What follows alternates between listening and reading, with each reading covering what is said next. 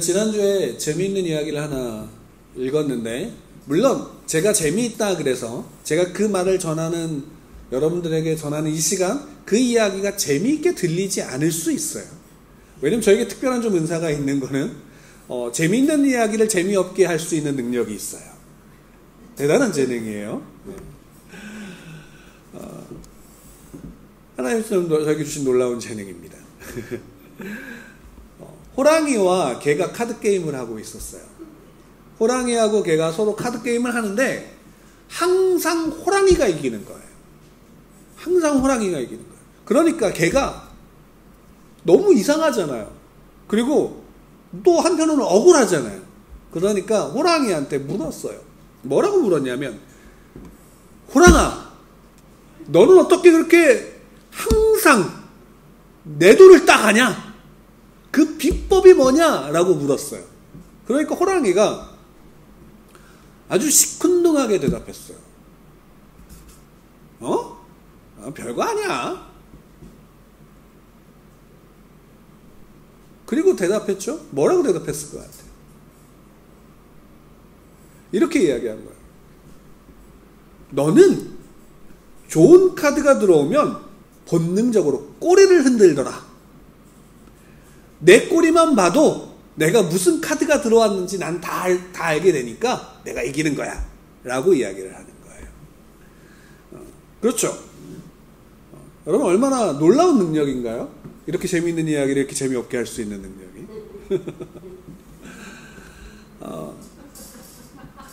이 이야기를 들으면서 한 가지 이제 마음에 든 생각이 있기 때문에 함께 좀 나누는 건데, 뭐냐면 이런 거예요. 우리가 마음에 품은 게 항상 몸으로 나타나나요, 안 나타나요? 마음에 품은 것이 딱 눈앞에 들여지면 그것이 우리 몸으로 반응하게 되죠. 그래서 때로는 사람들은 그것을 숨기려고 해요, 안 숨기려고 해요? 숨기려고 하죠. 때로는 숨기려고 하고, 또 어떤 사람들은 그것을 더 정말 잘 숨겨야지만 성공할 수 있다라고 이야기를 하기도 해요.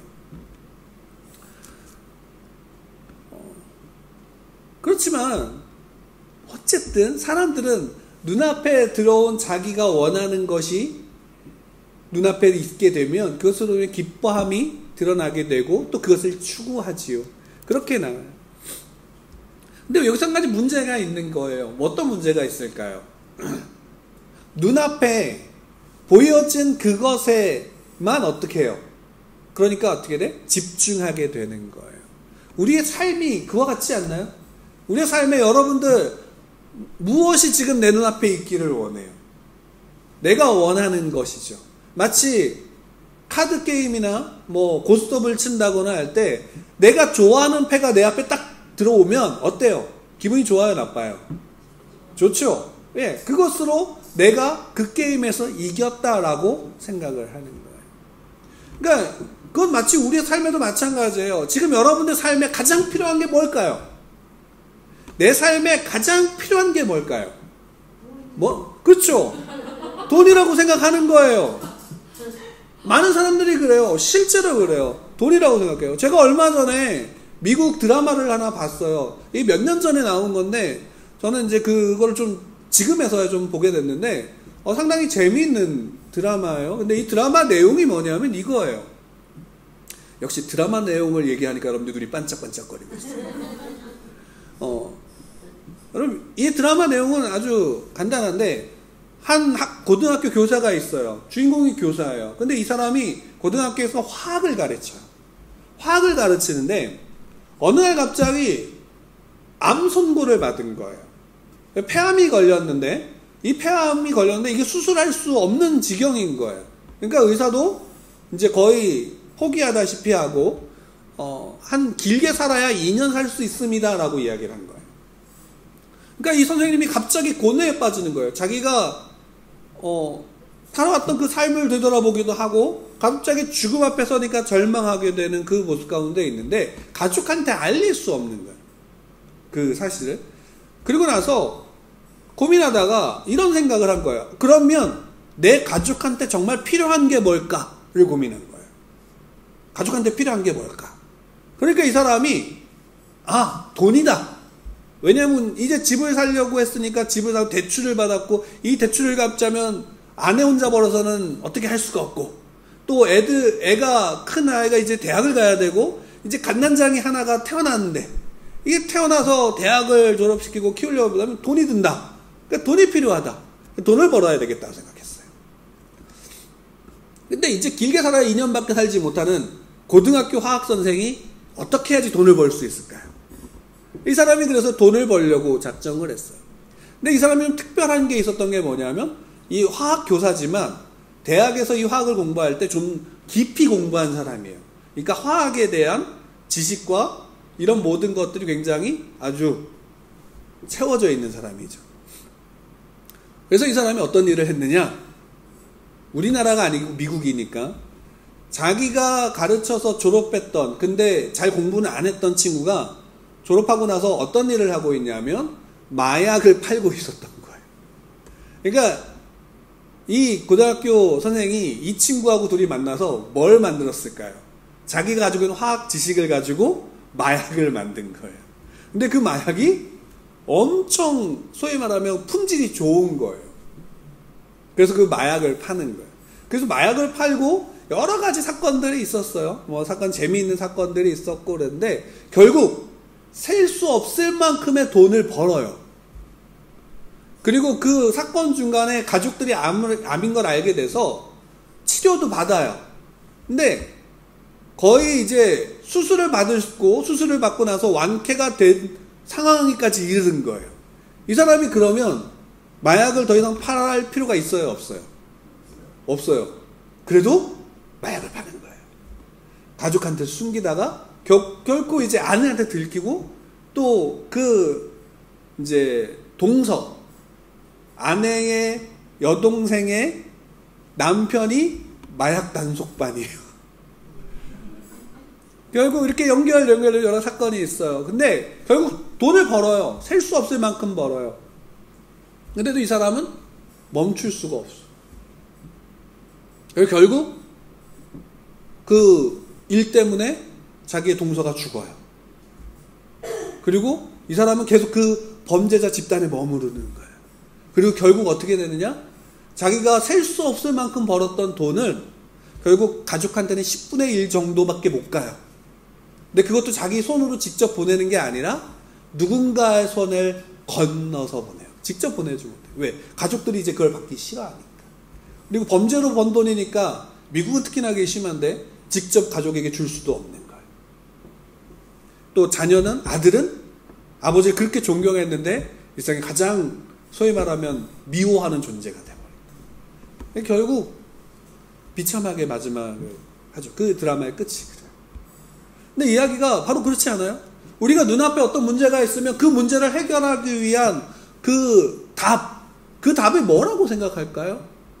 우리는 대부분 생각하는 거예요. 내가 아픈 사람은 건강, 고3들 수험생들은 대학 가는 거, 또 직장을 준비하고 있는 사람은 직장에 들어가는 거, 또 돈이 없는 사람은 이것이 모든 문제를 해결할 수 있는 것이다 라고 해요.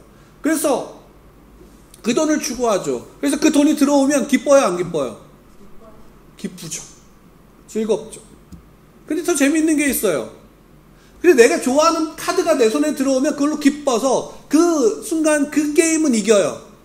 그런데 그것으로 만족할까요? 그러지 않아요. 그 다음엔 어떻게 해요? 다른 사람이 가진 것을 탐내기 시작하는 거예요. 그러니까 카드를 하다 보면, 게임을 하다 보면 아마추어들은 그렇지만 프로들, 고수들은 어떻게 해요? 자기한테 무슨 패가 들어왔는지 어때요? 알려요? 안 알려요? 안 알리죠. 거짓말을 하죠. 거짓 표현을 하죠. 그래서 결국 어떻게 돼요? 거기에 있는 사람들의 모든 것들을 다 자기가 긁어오죠. 그럼 그것으로 만족할까요? 그 사람은 또 더 쉽게 말하면 뛰어난 고수에게 만나면 자기가 가진 걸 또 다 털리는 거예요. 이게 반복되는 거죠. 우리의 삶의 모습하고 너무나도 잘 보여주는 거예요. 그러니까 내 눈앞에 들어온 좋은 것을 보면 그것 때문에 꼬리를 치지만 실상은 그것이 내게 정말 유익이 되는지 아닌지 우리는 모르는 거예요. 근데 우리는 뭐라고 얘기해요? 요즘의 시대는 더구나 많습니다. 너 좋아하는 것을 해라. 네가 지금 원하는 것을 해라 라고 얘기를 해요. 저는 그 말에 동의도 해요. 우리는 때로는 내가 원하는 것을 해야 될 때가 있어요. 그러나 그것이 다가 아닌 거죠. 우리는 무엇보다도 이 근본적인 것들을 우리가 그 안에서 해결되어져야 되는 거예요. 예수님은 바로 지금 제자들에게 바로 그것을 이야기하시는 거예요. 예수님이 십자가에서 죽으신 다음에 부활하셨어요. 부활하시고 나서 지금 제자들이 있는 곳에 왔어요. 제자들이 있는 곳에 오셔갖고 예수님이 지금 처음 하시는 말씀이 뭐냐면 오늘 말씀이에요. 함께 19절 말씀 읽을까요? 19절 시작. 곧 안식 후 첫날 저녁 때에 제자들이 유대인들을 두려워하여 모인 곳의 문들을 닫았더니 예수께서 오사 가운데 서서 이르시되 너희에게 평강이 있을지어다. 아멘. 예수님이 지금 제자들에게 오신 거예요. 부활하신 다음에 막달라 마리아와 다른 마리아 그 여인들을 만나신 다음에 그 여인들이 제자들에게 예수님이 살아나셨다는 걸 전했을까요? 안 전했을까요? 전했을 거예요. 그래서 아마 베드로하고 몇몇은 그 무덤에 가보기도 했어요. 그럼에도 불구하고 지금 제자들은 어때요? 두려워하고 있어요. 무엇을? 지금에 처한 자기들의 환경과 상황이 유대인들이 자기들을 내버려두지 않을 것, 그냥 내버려두지 않을 것이다라고 아는 상황이기에 어떻게 돼요? 숨어 있는 거예요. 모여서 숨어 있어요. 그 두려운 거예요. 그것을 뭘로 표현했냐면 오늘 성경에서는 요한은 이렇게 이야기를 해요. 문을 닫았다라고. 그러니까 문을 닫은 거예요. 문을 닫고 쉽게 말하면 숨어 있는 거예요. 그곳에 예수님이 나타나신 거죠. 예수님이 나타나셔서 제자들에게 말씀하시는 거예요. 너희에게 평강이 있을지어다 라는 거죠. 제자들은 지금 예수님의 죽음으로 말미암아 두려워하고 있어요. 그리고 그 두려움과 함께 뭐도 있을까요? 죄책감도 있는 거예요. 왜? 예수님이 잡힐 때 이들은 다 도망갔거든요. 도망갔고 그 중에 베드로는 끝까지 따라갔지만 결국 어떻게 됐어요?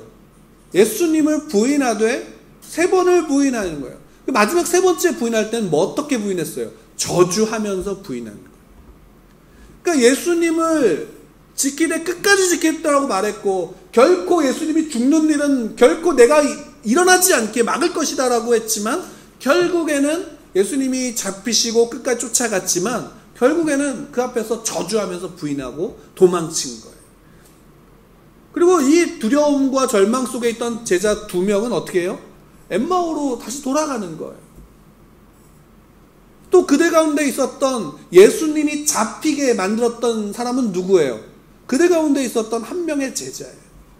그 제자는 예수님을 팔았고 그 예수님을 판 돈 때문에 예수님이 고초당하는 걸 보다가 그 마음의 찔림으로 다시 그 돈을 제사장들에게 던져주고 도망가요. 그리고 어떻게 해요? 목매달아 죽는 거예요. 그러니까 지금 제자들은 예수님을 따랐다는 것 때문에 유대인들로 인해서 죽임을 당할까봐 두려워하여 숨어있고 또 그 가운데 예수님을 팔았다라고 하는, 예수님을 배반했다라고 하는 죄책감 가운데 쌓여서 그들은 지금 두려워하는 거예요. 예수님이 부활하셨다는 소식은 들었지만 그것이 기뻐요, 안 기뻐요? 안 기쁜 거예요. 왜? 눈앞에 계시는 게 아니니까.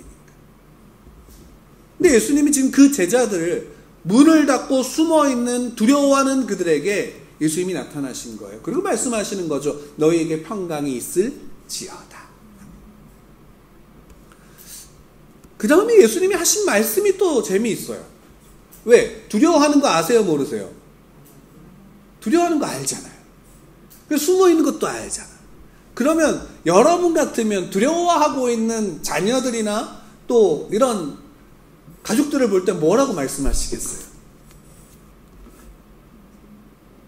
뭐라고 두려워하지 마 라고 하든가 아니면 괜찮아 내가 도와줄게 라든가 아니야 다시 나가자 내가 있잖아 라고 말하든가 그러면 힘이 날까요 안 날까요?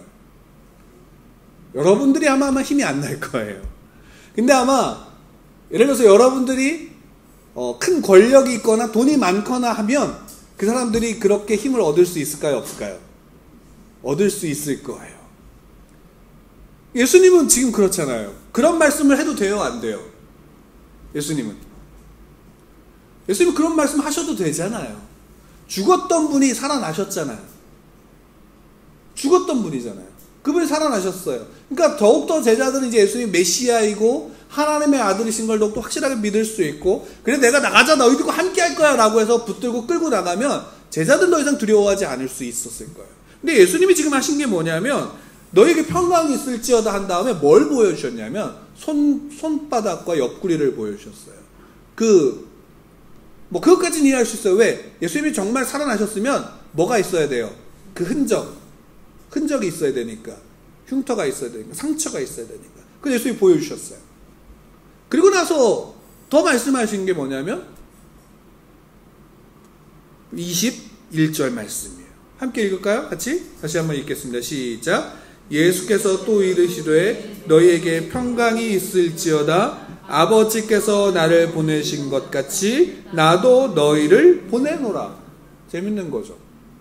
예수님 말씀하시는 거예요. 아버지께서 나를 보내신 것 같이 나도 너희를 보낸다라는 거죠. 어디로요? 어디로 보내신다는 걸까요? 세상으로겠죠. 누구에게? 예수님을 잡아 죽였던 이들에게 보내시는 거겠죠. 뭐 하러? 복수하러? 그건 아닐 거예요. 근데 이 마음과 이 뜻이 어디에 담겨져 있냐면 예수님이 지금 2번 반복하신 말씀에 있는 거예요. 너희에게 평강이 있을지어다. 너희에게 평강이 있을지어다. 다시 묻겠습니다. 여러분 복받기를 원하시나요? 아멘이신가요? 복받는 거. 그럼 복이 뭘까요? 우리에게 복이 뭐라고 여러분들 생각하세요? 내 눈앞에 있는 문제가 해결되면 그건 복인가요? 내가 가지고 있는 질병이 해결되면 그게 복일까요? 우리는 그것을 대부분 복이라고 생각해요. 왜냐하면 이 예수님이 너희에게 평강이 있을지어다 라고 했던 이 평강이 무엇인지 우리가 알지 못하면 우리는 이 말 속에 있는 정말 예수님께서 그 제자들에게 하신, 또한 우리에게 하신 그 의미를 우리는 깨닫지 못하고 그 평강을 우리는 누릴 수 없기 때문이에요. 여러분, 이것은 그리스도인에게 굉장히 중요한 거예요.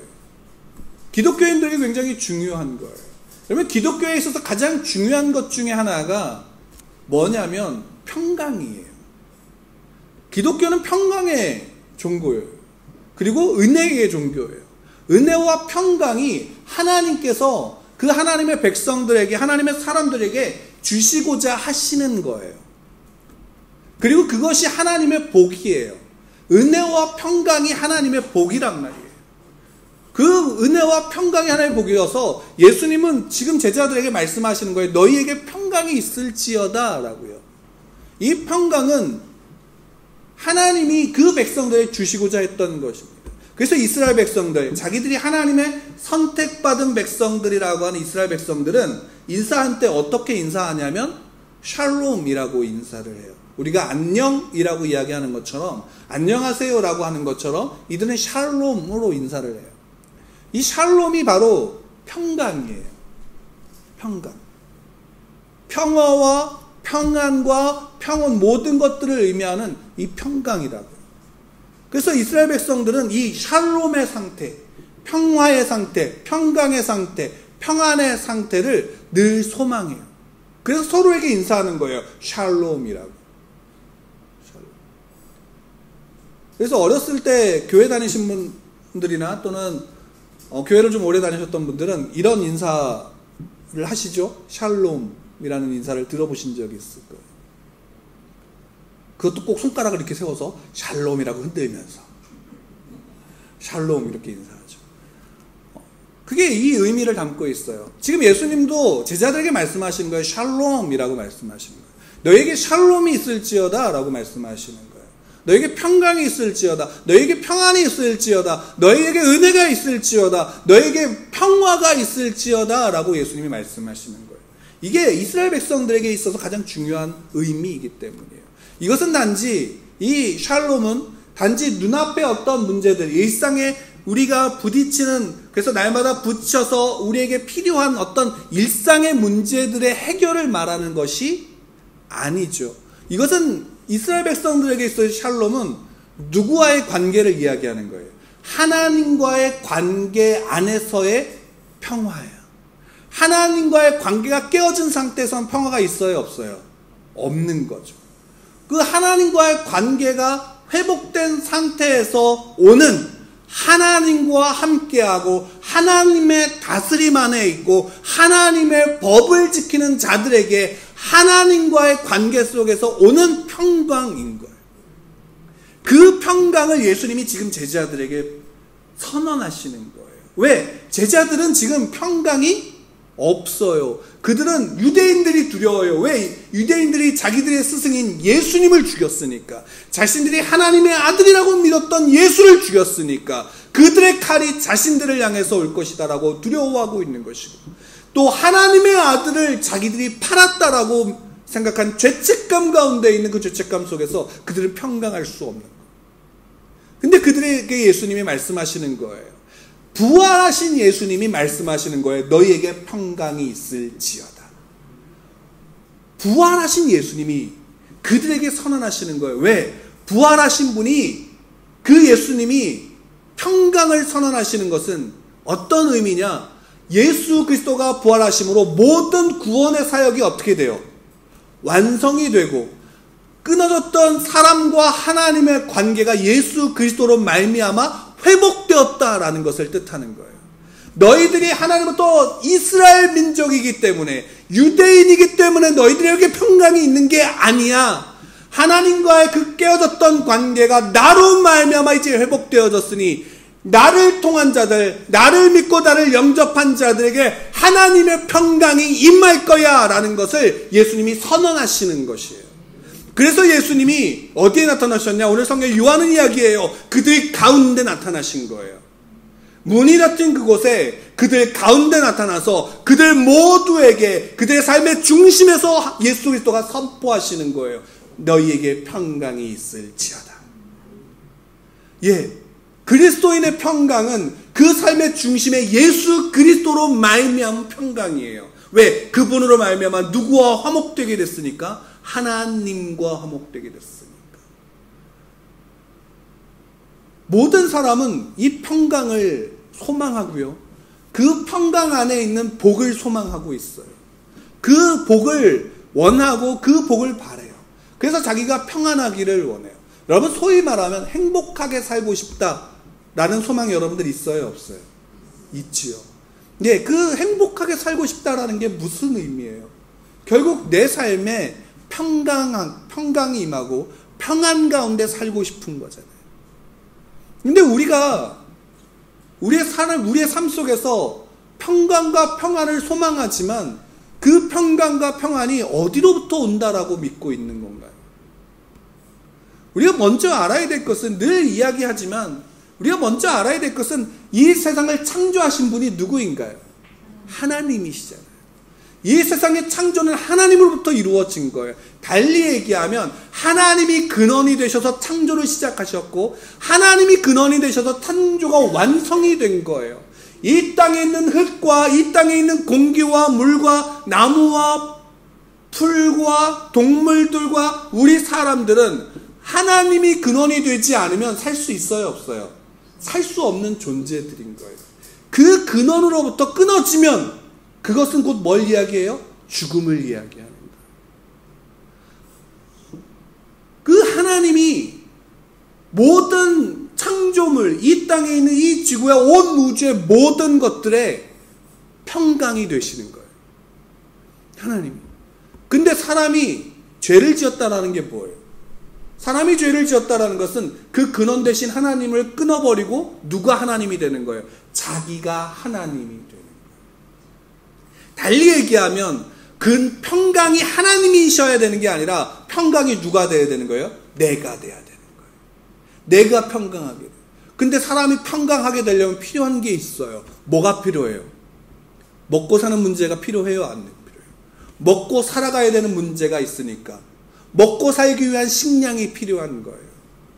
또 자기가 평강의 중심이 되려고 하면 자기의 말을 누군가 거역하면 돼요? 안 돼요? 안 되는 거예요. 거역하는 자가 있으면 그 사람을 짓밟아야 되는 거예요. 그와 싸워야 되는 거예요. 그리고 내 강함과 내가 가진 것을 더욱더 채워야 되는 거예요. 그래야지 누가 평강의 중심이 돼요? 내가 평강의 중심이 되는 거예요. 그 사람은 자기가 그 하나님과의 관계를 끊어지고 그 죄 가운데 들어온 순간부터 자기가 하나님이 되려고 하는 그 싸움 가운데 사람들 늘 있는 거예요. 하나님이 되려고 하면 필요한 게 있잖아요. 그 필요한 것들을 채우고 그 필요한 것들을 채우고 나면 또 다른 필요가 생기니까 그거를 또 채우려고 하는 거예요. 그 끊임없는 싸움 속에 있는 거예요. 그것이 사람의 삶이에요. 우리의 삶이에요. 그러니까 하나님 없는 사람들의 그 인간들의 삶에는 늘 뭐가 있어요? 피곤함이 있는 거예요.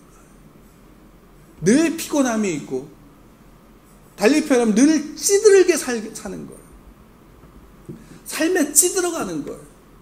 그리고 그걸로 인해 메말라가는 거예요. 한번 보세요. 여러분 조선시대나 또 그 이전의 시대 보면 우리나라의 아름다움은 뭘로 표현되었을까요? 여인들이든 남성들이든 아름다움은 뭘로 표현했을까요? 풍성함이에요. 고대에는 다 그랬어요. 근데 지금은 아름다움이 뭘로 표현돼요? 요즘에는 옛날에는 마른 거 이렇게 얘기했지만 요즘에는 마른 것도 그냥 마르면 안 돼요. 몸에 굴곡이 있어야 돼요. 남자든 여자든. 그러니까 그런 걸로 자기들을 채워가는 거예요. 자기들을 채워간다. 자기 안에 그것으로 평강을 만들려고 하는 거예요. 자기 안에 평안을 만들려고 하는 거예요. 근데 그럴 수 있어요, 없어요? 늘 없는 거죠. 그것에 찌들을 수밖에 없고요. 그것으로 인해서 자기의 삶이 허비되어지는 거예요. 근데 그것이 평강이라고 쫓아가는 거예요. 예수님이 그 안에 있는, 그래서 그 가운데 있는 자들에게 오셔서 말씀하시는 게 너희에게 평강이 있을지어다 라고 말씀하시는 거예요. 누가 평강이니까? 예수 그리스도가 평강이니까. 그분으로 말미암지 않고는 우리 안에 평강이 임할 수 없으니까. 예수 그리스도로 말미암지 않고는 하나님과 회복할 수 없고 그 회복이 아니면 우리 안에 샬롬의 상태가 임할 수 없으니까 예수 그리스도가 오셔서 친히 제자들에게 말씀하시는 거예요. 너희에게 평강이 있을지어다. 나로 말미암아 너희들 가운데 평강이 임할 거야. 나로 말미암아 너희들에게 평강이 너희들 통해서 세상에 흘러갈 거야. 그러니까 아버지께서 하나님이 나를 보내신 것과 같이 나도 너희를 보내는 거야 라고 말씀하시는 거예요. 왜? 너희들 안에 내가 너와 함께 하니까. 너희들 안에 하나님의 영이 성령이 너희들 가운데 함께 하시니까 세상 속에서 세상의 물질이, 세상의 건강이, 세상의 권력이 평강이라고 생각하는 이들 가운데 그 세상의 사단의 권세 아래서 살아가는 그들 가운데 하나님의 평강과 하나님의 권세와 하나님의 능력을 전하는 존재들이 너희가 되는 것이야 하는 거예요. 그것은 우리의 어떠함으로써가 아니라 오직 예수 그리스도가 그 삶의 중심에 임함으로 그 삶의 하나님과의 관계가 회복되어짐으로 그 하나님의 평강의 삶을 살아갈 수 있게 되어지는 것이에요. 그래서 우리는 예수 그리스도 안에서 평강할 수 있는 거예요. 그래서 성도들은 그래서 그 예수 그리스도로 말미암아 하나님과의 관계가 회복되어진 백성들은 하나님의 자녀들은 샬롬으로 인사할 수 있는 거예요. 그 이유가 여기에 있어요. 단순하게 너의 삶에 문제가 없을 거야 라는 샬롬이 아닌 거예요. 우리의 삶에 문제가 있어도 샬롬이 돼요 안 돼요? 되는 거예요. 왜? 예수 그리스도로 말미암아서. 여러분 제자들이 이걸 이해할 수 있나요 없나요? 없었던 거예요. 왜? 제자들은 예수님이 십자가에서 내가 죽을 거야 라고 할 때 제자들은 뭐라고 얘기했어요? 결코 그런 일은 일어날 수 없어요 라고 말했어요. 그렇지 않아요? 사람이 죽는다니요, 예수님이 죽는다니요, 하나님의 아들이 죽는다니요, 있을 수 없어요. 다시 살아나고 부활하고 이런 거 문제 안 돼요. 지금 당신이 죽는다는 것 자체가 있을 수 없어요 라는 거예요. 그래서 어떻게 했어요? 내가 막을 거예요. 내가 당신이 죽지 않도록 막을 거예요 라고 말했어요. 그 실제로 그렇게 했어요 안 했어요? 실제로 그렇게 했어요. 베드로는 칼을 빼들었고요. 그 칼을 휘두름으로 예수님을 지키려고 했어요. 그건 베드로는 그 마음에 그 행동은 선일까요? 악일까요? 베드로는 선한 의미로 했어요. 선한 마음으로 했다고요. 그거 잘못했다라고 말할 수 없어요. 아니, 여러분도 그렇지 않아요? 여러분들의 자녀가 어떤 일을 당할 때 그걸 막아요, 안 막아요? 막지요. 그러니까 뭐예요? 막으려고 뭐예요? 잔소리 하잖아요. 저희 아이가 저한테 이런 얘기를 했어요. 어떤 이야기를 했냐면, 옛날에는 엄마가 자기한테 잔소리를 많이 했대요. 옛날에는 엄마가 자기에게 잔소리를 엄청 많이 했는데 요즘에는 아빠가 너무 많이 한대요. 엄마가 잔소리를 안 하고 이제 누가 하는 거예요? 아빠가. 그래서 제가 한마디 했어요. 저희 사모에게. 그 이유는 예전에는 당신이 아이와 많은 시간이 있었지만 요즘에는 내가 더 많은 시간을 같이 있으니까. 시간이 같이 많으면 많을수록 뭐가 늘어나요? 잔소리가 늘어나는 거예요.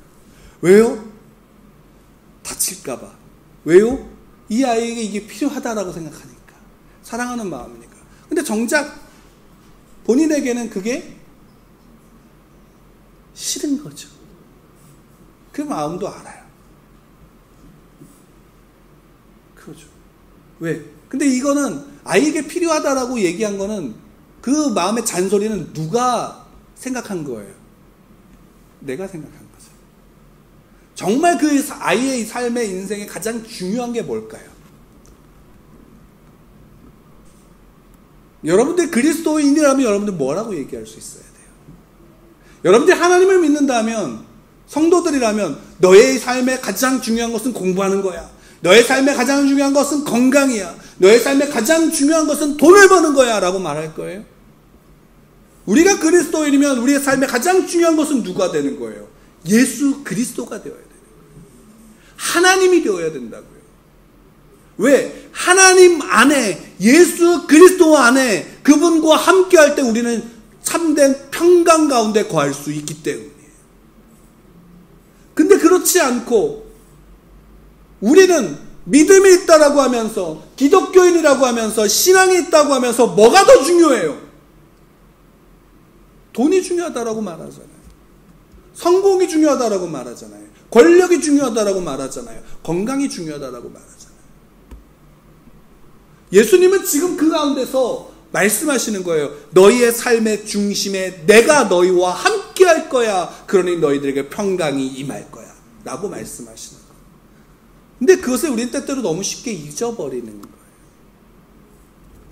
우리의 삶에 가장 중요한 것이 무엇인지를 우리는 너무 쉽게 잃어버린다고요. 그러니까 믿는다고 하면서 평강 가운데 거해요, 못 거해요? 못 거하는 거죠. 왜? 다른 게 채워져야 된다라고. 그리스도인에게 평강은 예수 그리스도 한 분만으로 충분합니다. 그분 외에 다른 것으로 더 채울 필요도 없고 모자람도 없습니다. 그 어인이 아니 그냥 예수 그리스도로 충분하고 그분으로 말미암아 넘치게 되는 게 우리의 평강입니다. 이게 그리스도인이죠. 그리고 이것이 하나님께서 그 백성들에게 주시고자 하는, 그렇게 원하시는 하나님의 마음이에요. 여러분, 하나님이 백성들에게, 그 자녀들에게 주시고자 하는 하나님의 뜻이 뭘까요? 여러분들을 향한 하나님의 뜻이 뭔가요? 우리는 나를 향한 하나님의 뜻을 많이 묻지요. 하나님의 뜻이 뭔가요? 예, 성경에서는 우리에게 말씀하신 하나님의 뜻은 단 한 가지로 이야기를 해요. 한번 볼까요?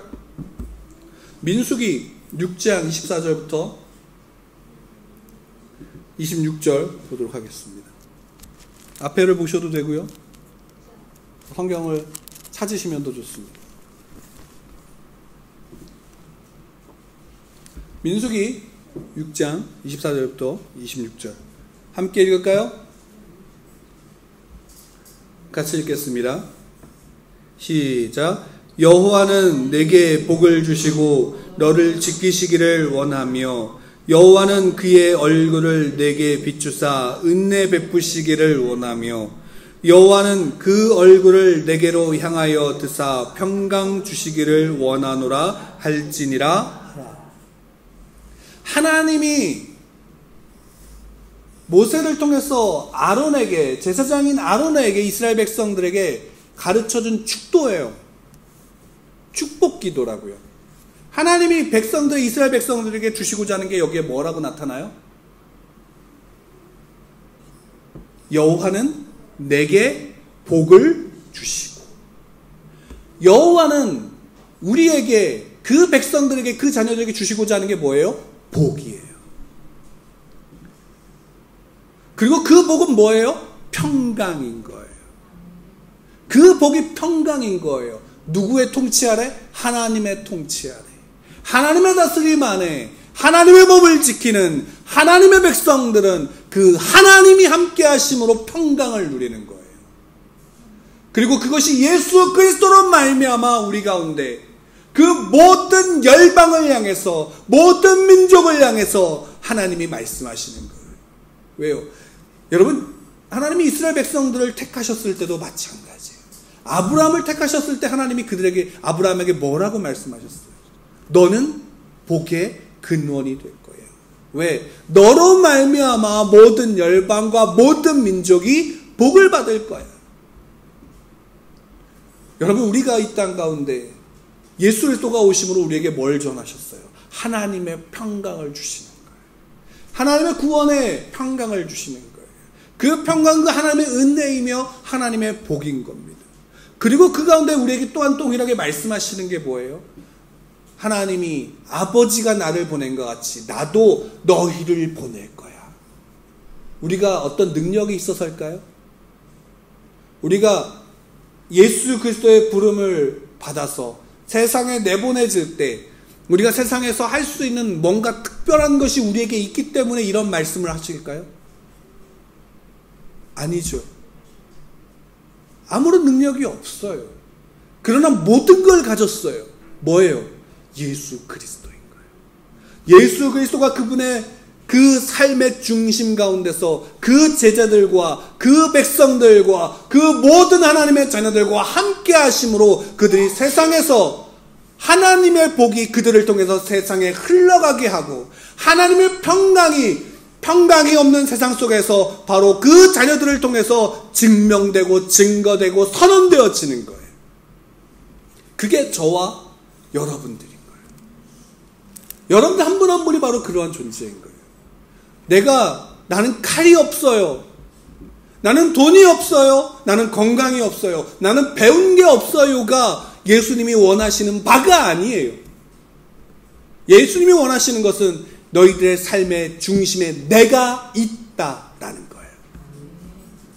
그것을 믿는 자가 세상에 나가서 샬롬을 누리고 샬롬을 선언할 수 있게 되는 거예요.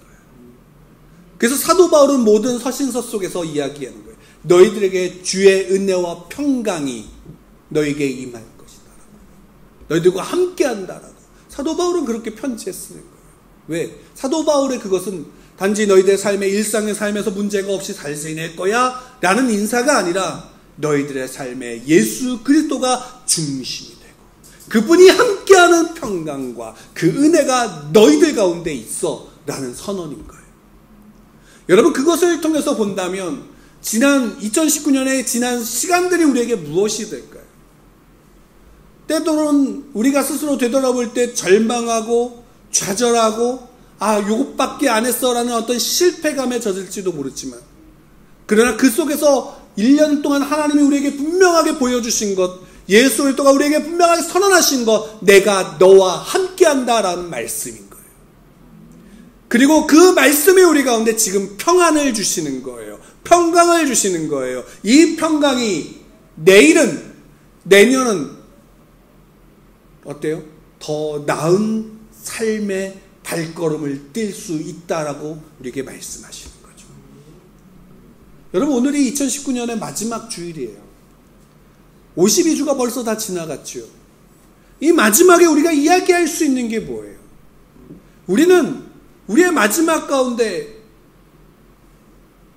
나는 내 삶이 오늘로써 끝난다 할지라도 우리가 그리스도인들이 그 가운데서 볼 수 있는 것은 뭐예요? 하나님의 평강이에요. 예수 그리스도로 말미암은 평강이에요. 그 예수 그리스도로 말미암아 평안 가운데 살아가는 거예요. 우리가 무엇을 했고 우리가 무엇을 가졌고로서가 아니라 오직 뭐로? 예수 그리스도.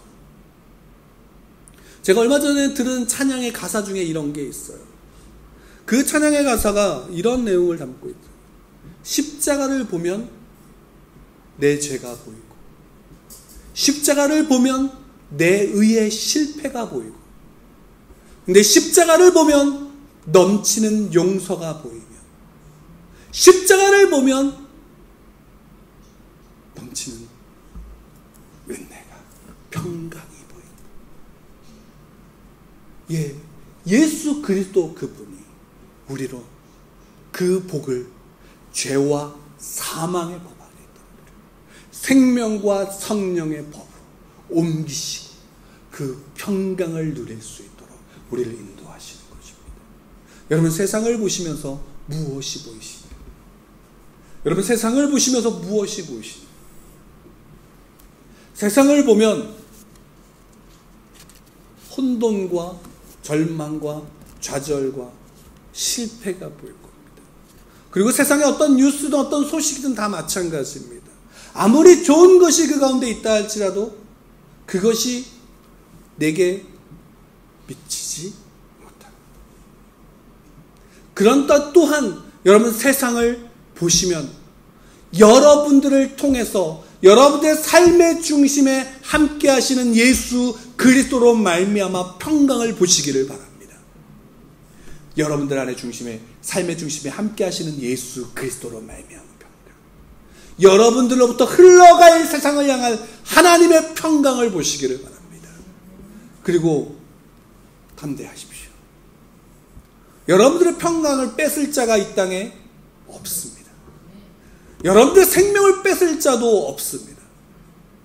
여러분들이 그 평강을 예수 그리스도와 함께, 그분과 함께 함으로 누리시고 그 평강의 삶을 살아가시기를 간절히 축원합니다. 그러면 우리의 삶이 예배가 되어지는 겁니다. 그러면 우리의 삶이 그 예배 안에 기쁨을 누리는 겁니다. 예배는요, 하나님과 나의 관계가 회복되었음에 대한 증거입니다. 우리의 삶이 예배가 될 수 있고요, 우리의 삶이 그 예배의 평강을 누리는 능력이 될 수 있습니다.